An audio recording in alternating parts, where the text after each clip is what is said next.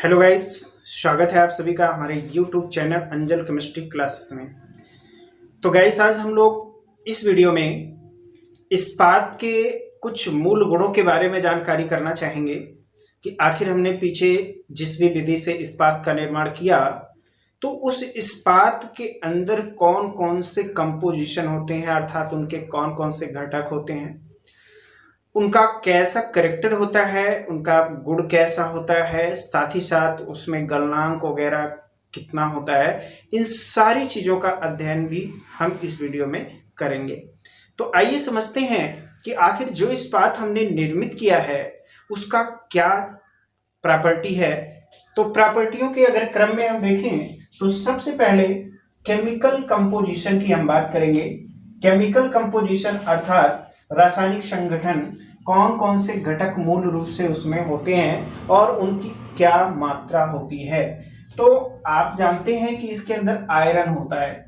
मुख्यतः इसमें Fe की जो मात्रा होती है वो 98 से 99.5% यानी 99.5% तक होती है, 98 से लेकर, ठीक है, कितनी होती है, 98 to 99.5% होती है। और कार्बन की मात्रा घट जाती है और घटकर ढलवा और पिटवा के ठीक बीच की हो जाती है। तो कितनी होती है, इसका रेशियो क्या होता है, 0.25% से मैक्सिमम 2% तक इसके अंदर कार्बन उपस्थित हो सकता है। तो यह है इसका मूल कंपोजिशन आयरन और कार्बन के रूप में। इसके साथ साथ इसमें और भी तमाम पदार्थ उपस्थित रहते हैं। आग का आयरन कार्बाइड फॉर्म में भी रहता है और साथ ही साथ तमाम रूपों में उसके अंदर आपका आयरन प्रेजेंट रहता है। तो ये था कि इस्पात के अंदर कौन कौन से रासायनिक संगठन होते हैं, घटक होते हैं। अब हम बात करते हैं संरचना की। तो इसकी संरचना कैसे होती है, आखिर इस्पात जब बनता है तो इसकी क्या स्ट्रक्चर होती है, क्या बेस होता है संरचना का। तो ध्यान रहे, इसकी संरचना ग्रेनुअल होती है, दानेदार होती है, अर्थात हमारा इस्पात ग्रेनुअलिटी फॉर्म में होता है यानी दानेदार होता है। जबकि इससे पीछे आपने ढलवा लोहा देखा था तो ढलवा लोहा क्रिस्टल बेस हुआ करता था, जबकि पिटवा लोहा आपका कैसा था, ये आपका फैब्रिक था यानी रेशादार था, लेकिन ये हमारा कैसा होगा, ग्रेनुअल होगा अर्थात दानेदार होगा।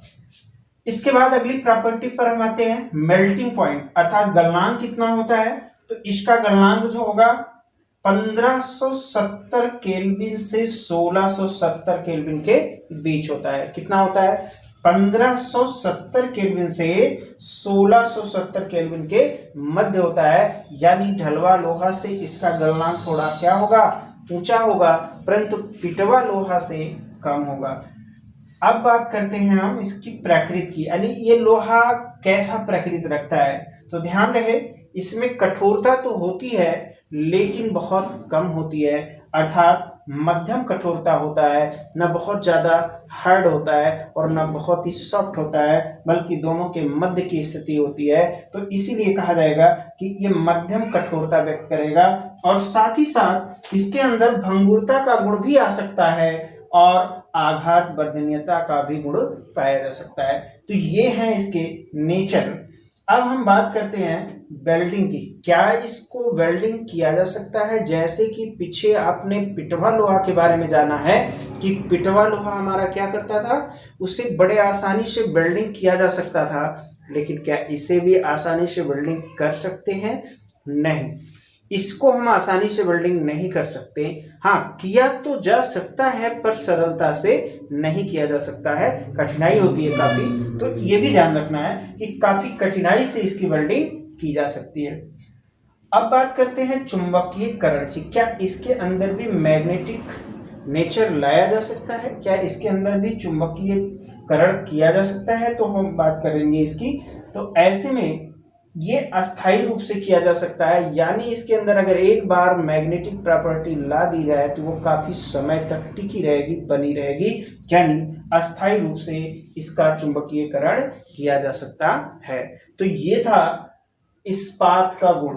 यानी कैसा प्रॉपर्टी आपका इस्पात रखता है। तो अब ये अन्य और जो हमारे पास आयरन के प्रारूप थे उनसे कितनी भिन्नता है ये आप इसको कंपैरिजन कर सकते हैं।